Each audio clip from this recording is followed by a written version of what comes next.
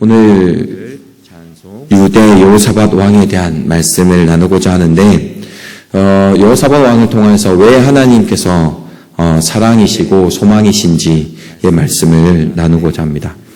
오늘 본문은 그 역대하 17장부터 이어지는데, 여호사밧 왕이 크게 세 가지의 일을 합니다. 첫 번째로는 이제 국방력을 강하게 합니다.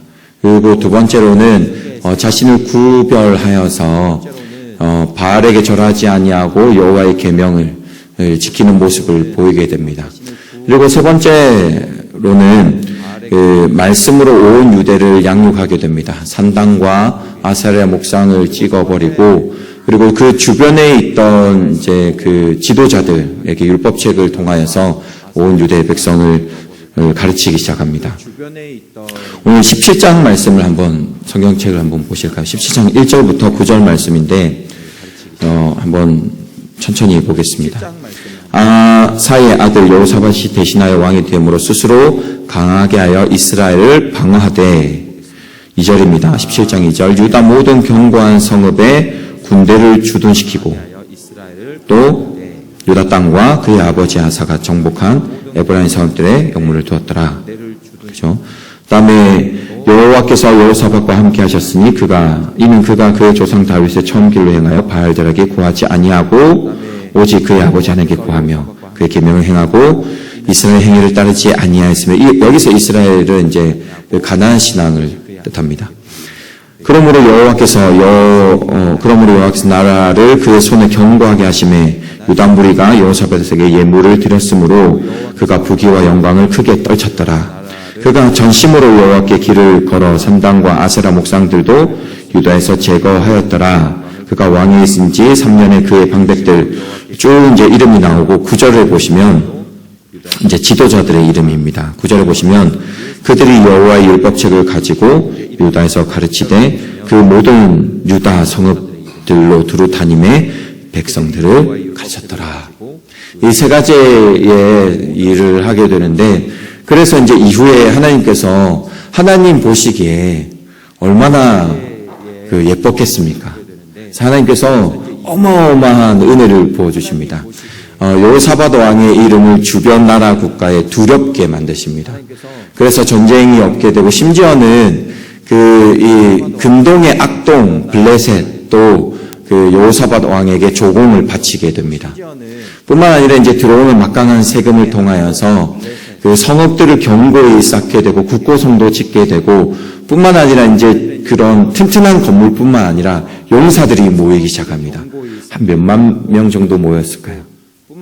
약 100만 명 정도가 용사들이 모이게 됩니다. 저희 나라가 60만 군대이지 않습니까? 그게 점점 줄어가고 있는데, 그 당시에 100만 명이라는 거는 이제 그 일대를 이제 진짜 다스렸다라고 보시면 될 것 같습니다.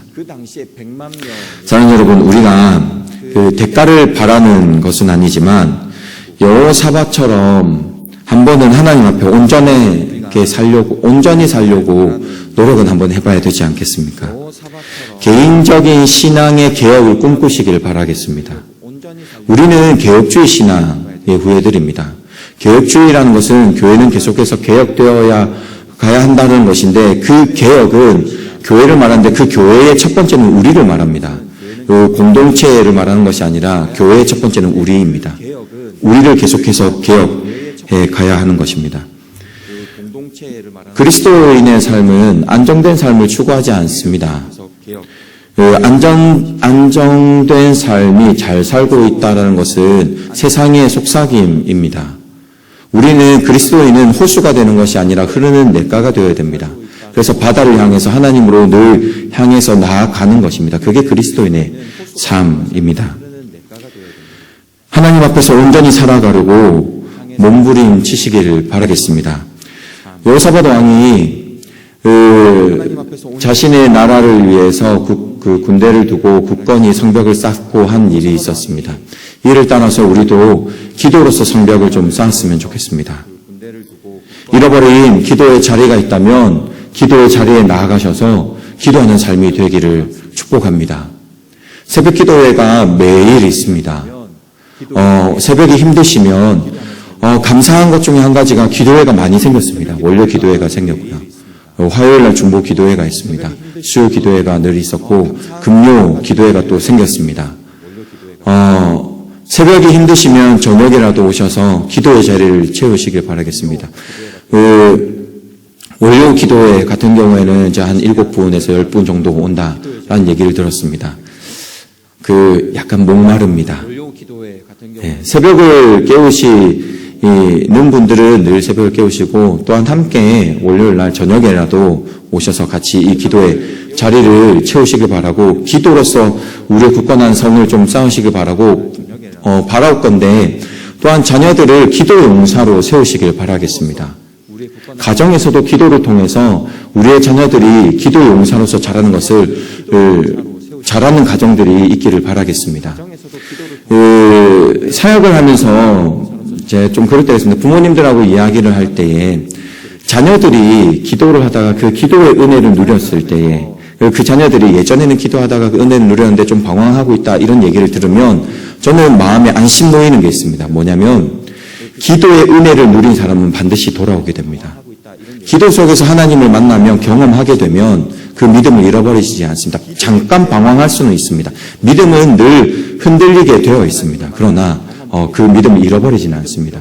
자녀를 기도로 양육하시길 바라겠습니다. 그래서 우리가 있는 가정이나 교회에서나 우리의 삶에서 기도의 그 성벽을 쌓는 저와 여러분들의 삶이 되기를 바라겠습니다.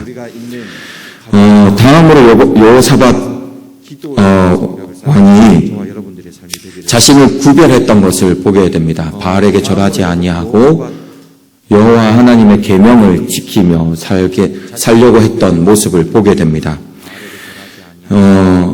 이번 주 주일날 저희 이제 청년대학부와 나누었던 말씀인데 사랑하는 여러분, 우리의 삶에도 세상과 구별된 삶을 살아가려고 몸부림치는 저와 여러분들의 삶이 되기를 바라겠습니다. 청년들과는 좀 어떤 이야기를 나누었냐면 술의 문제를 좀 나누었습니다.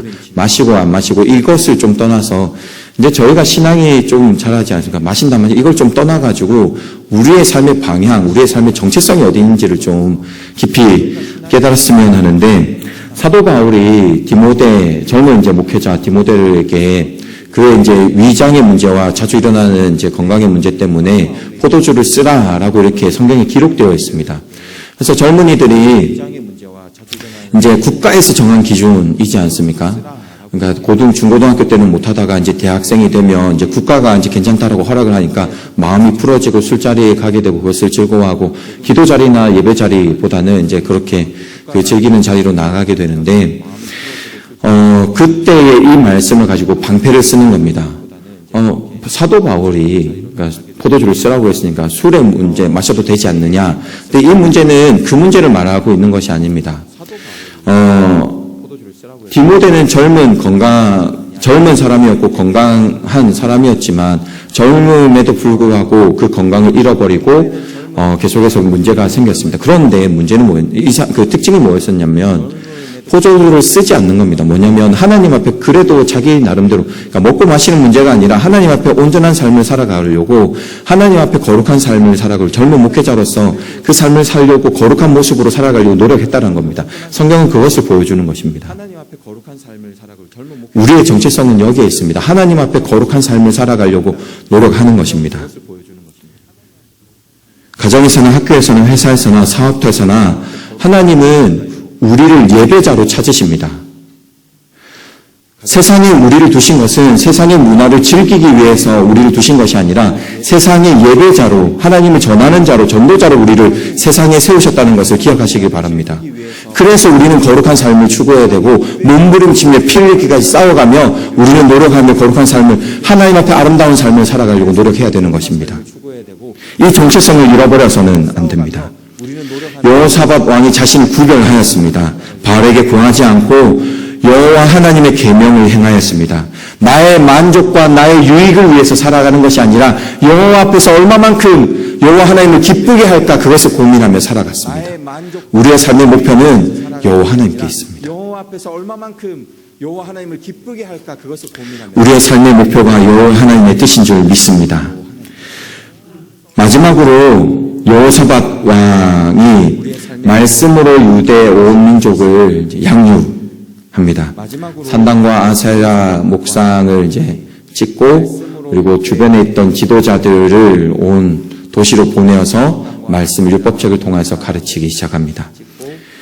우리는 성경을 읽을 때 보통 역사에 일어났던 결과를 읽기 때문에 그냥 문자를 읽고 지나갈 때가 많은데 그 글자를 좀 묵상하다 보면 굉장한 은혜가 있습니다. 이 부분도 좀 그런데 이 부분 산당과 아세라의 목상을 제거했다라는 이 부분도 그냥 지나가는 것이 아니라 깊이 좀 생각을 해보면 정말로 이 일이 얼마나 큰 일인지를 깨닫게 됩니다. 이스라엘은 이미 이제 그들에게는 사사기를 지나면서 뿌리 깊은 가나안 신앙이 자리를 잡게 됩니다. 그들의 문화가 되었고 삶의 일부가 되었습니다. 그래서 그들에게 있어서 산당이라는 것 그리고 아세라 목상이라는 것은 단순히 우상의 문제가 아니라 그들에게는 마치 여호와 하나님과 동일한 신앙의 문제였습니다. 어떤 의미냐면 아세라 목상이 그러니까 아세라 신을 이제 목상 그러니까 나무로 만든 신이라고 표현하는데 왜 그러냐면 아세라 그 신의 이름이 숲의 여왕이라는 의미가 있습니다. 생명의 여왕이라는 의미가 있습니다.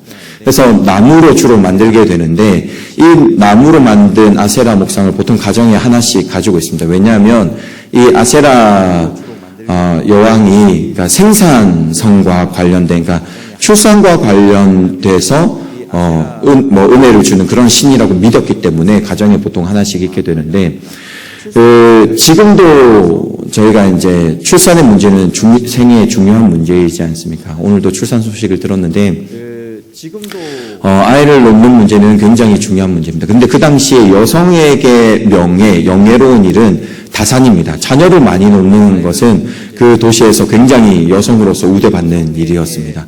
그래서 그들 가정에서 중요한 신은 아세라 목상입니다. 그를 통해서 낳는다라는 그 가나안의 신앙이 들어왔기 때문에 그런 믿음이 있었습니다. 그래서 목상을 없앴다라는 이 문자는 그러니까 이 유대의 모든 가정과 등 돌리겠다라는 겁니다. 그 산당을 없앴다라는 것도 마찬가지입니다. 그 신앙이라는 것은 우리도 마찬가지지만 삶의 어떤 한 부분이 아니라 삶의 중요한 문제고 때로는 이게 생명의 문제이지 않습니까? 그들을 또 마찬가지입니다. 산당을 없앴다라는 것, 산당을 없애는 거는 그 백성들과 등 돌리겠다라는 의미입니다. 제가 이제 20살 초반 때 부산에서 이제 선교단체에서 있다가 창원에 그때 일기였습니다. 창원 마산 훈련받던 선교단체에서 일기생으로 해서 창원 마산지의 청소년들 대상으로 해서 선교훈련 프로그램이 생기고 정식 강사는 아니고 이제 그냥 막내 강사로서 약간 곁 강사로서 이 창원 마산 지역의 청소년들하고 통영에 한 달 동안 전도여행을 떠난 적이 있었습니다.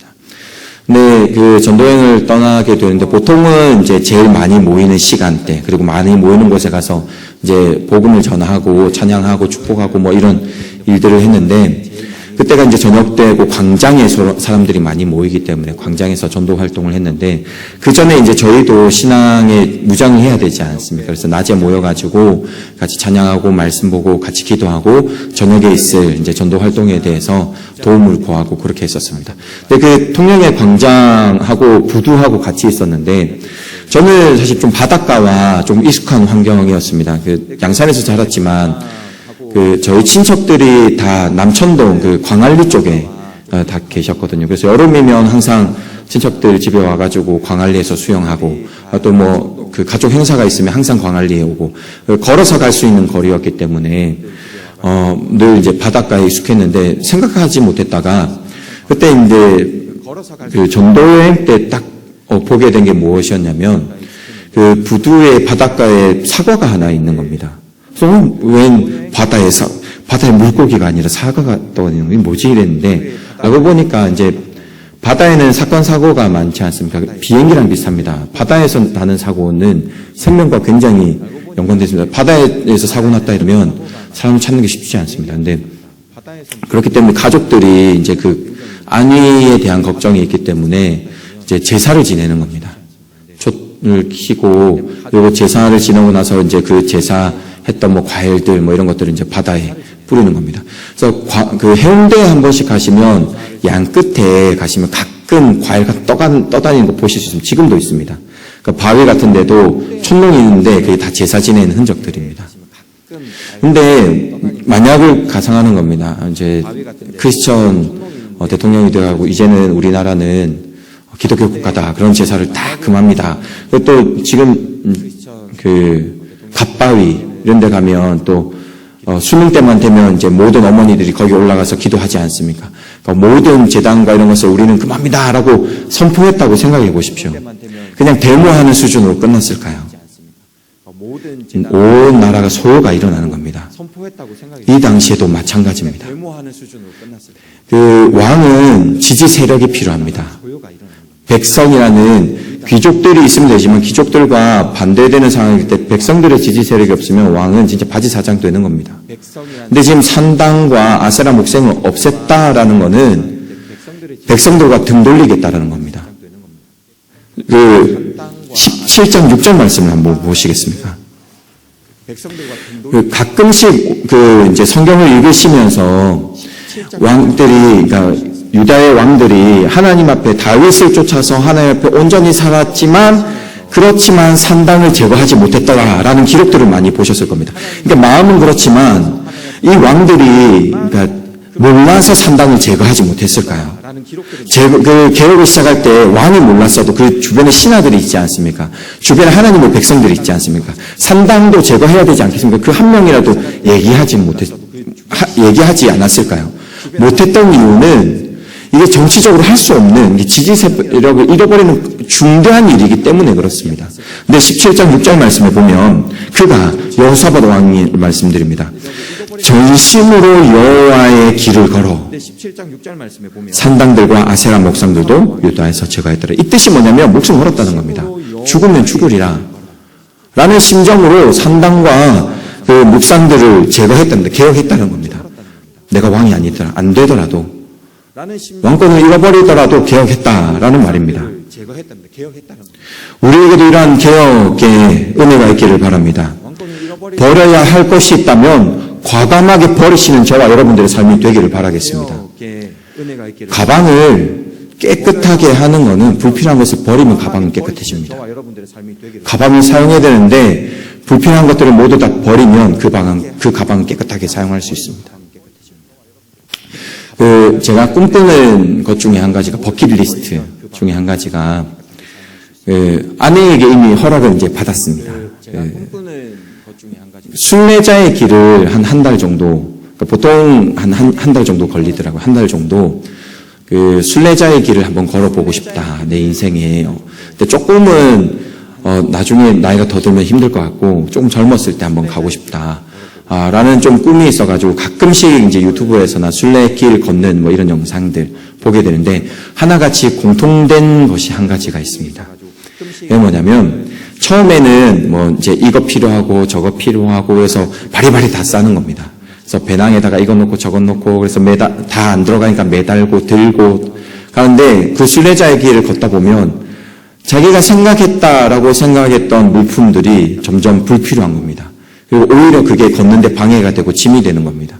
그래서 그것을 버리는 겁니다.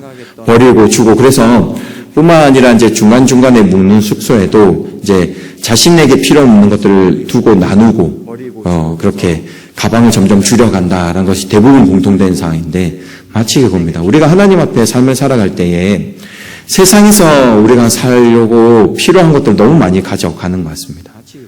그래서 그 물품들로 인해서 개혁을 잘 보지 못하는 것 같습니다. 과감하게 버릴 수 있는 것들은 버리십시오. 그것이 은혜인 줄 믿습니다. 그런데 오늘 사실은 이제 이 말씀을 나누고 싶었습니다. 무엇이냐면 이제 17장의 그 은혜가 끝나고 18장으로 넘어가면 여호사밧 왕의 실수, 잘못이 나옵니다. 한계를 보게 됩니다. 북이스라엘 그 당시의 왕이 아합 왕이었는데 아합 왕과 혼인을 맺고 아합 왕과 함께 그 정치적인 행보를 하는 것이 18장에 나오게 됩니다. 아합 왕은 바알을 섬기는 왕이었습니다. 아합 왕이 이제 18장에 보면 그 아람과 전쟁을 하려고 길랄 라못으로 가게 되는데 그때 이제 여호사밧 왕을 부르게 됩니다. 그래서 같이 전쟁하십시다 해서 부르게 되고 여호사밧 왕이 거기에 응하게 됩니다.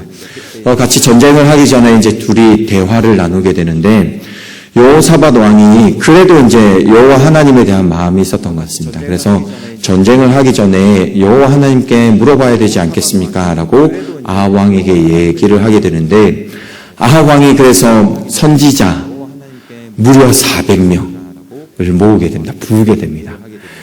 가끔씩 이제 조금 있으면 이제 노예가 시작이 되는데 저 노예 가면 제일 좀 마음이 웅장해지는 이 순간이 있는데 보통 이제 그 장로님들하고 목사님들하고 저희 노예도 한 300명이 모이지 않습니까? 그럼 찬양할 때, 그러니까 그 중에는 지휘자도 지휘하시는 분도 계셨을 것이고, 또 대부분 아마 성가대를 이렇게 다 이제 지나시고 하시는 분들도 계시고 그러니까, 누가 뭐라 안 해도 화음이 나눠집니다. 그리고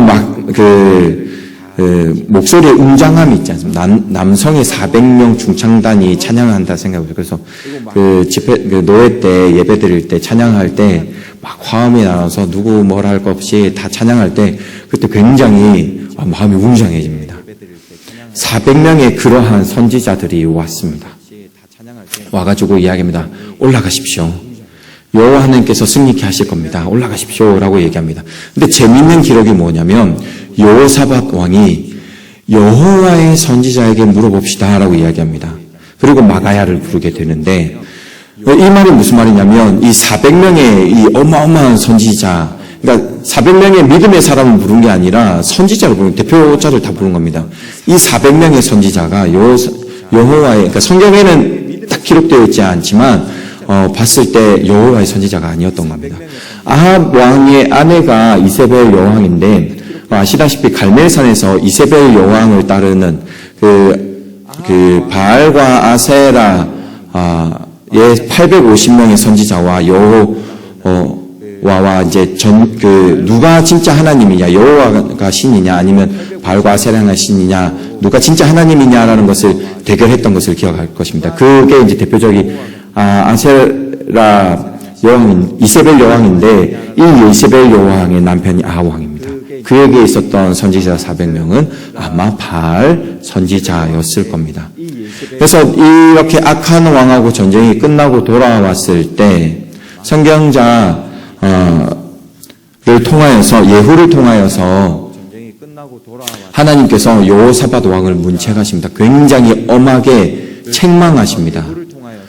악한 자를 돕는 것과 여호와를 미워하는 자를 사랑하는 것이 내가 옳으냐 여호와의 진노가 임할 것이다 라고 책망합니다. 하나님 앞에 어마어마한 잘못을 하게 된 것입니다.